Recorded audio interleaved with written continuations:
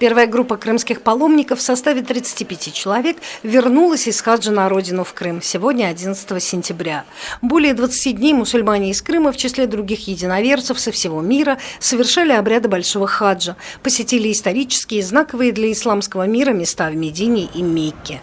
От Духовного управления мусульман Крыма и города Севастополь паломников встречал заместитель муфтия Крыма Исадулла Баиров. Он поздравил крымских мусульман с благополучным возвращением на родину.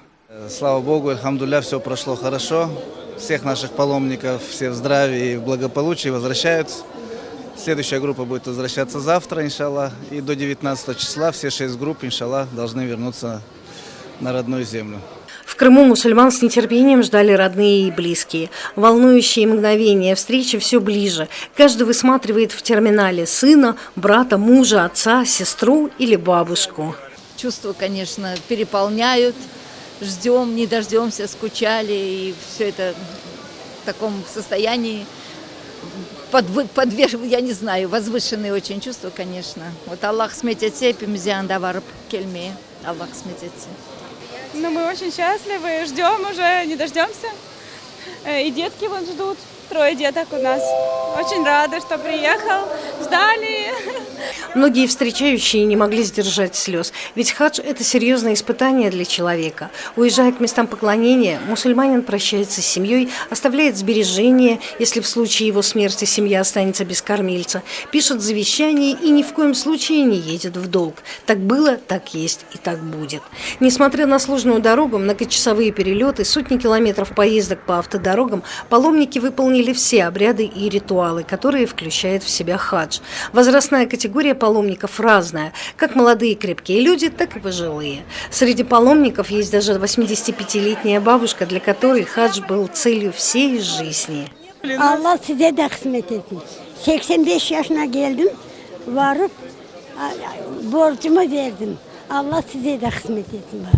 Вместе с первой группой в Крым вернулся заместитель муфтия Крыма Айдар Исмаилов, который в числе паломников также совершил хадж. Всем огромная благодарность им, потому что дисциплинированно они все с чувством уважения, взаимопомощи друг другу, к окружающим паломникам совершали все обряды, поэтому я могу только их похвалить, машаллах. Айдар Исмаилов также отметил, что крымские паломники, вознося свои молитвы Всевышнему, просили здоровья и благополучия не только своим родным и близким, но и своему народу, своей родной земле. Vatanımız için yerlere varıp dua yapıp ibadet yapıp geldik. Allah işimizi ongundan getirsin. Halkımız sağ olsun. Mabet birlikte olsunlar. Barmayan adamlara isteyeyim bir barıp kesinler, görsünler. Bir cennete varıp geldik desek olardı.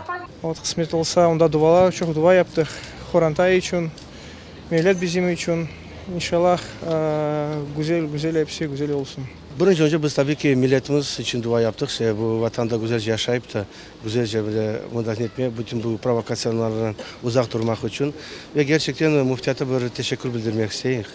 Gerçekten bu sene onlar birinci yaptılar. Vallahi korktum. Dedim, birinci gittiler mufti Oğuz yapay. Ama ben уже 3. kere gideyim. Ve geçen seneler göre burası bu hac daha güzel oldu. Yani ayrıca Artur Hoca'ya da çok teşekkürler olsun. Всего в хадж в этом году отправились 370 мусульман из Крыма.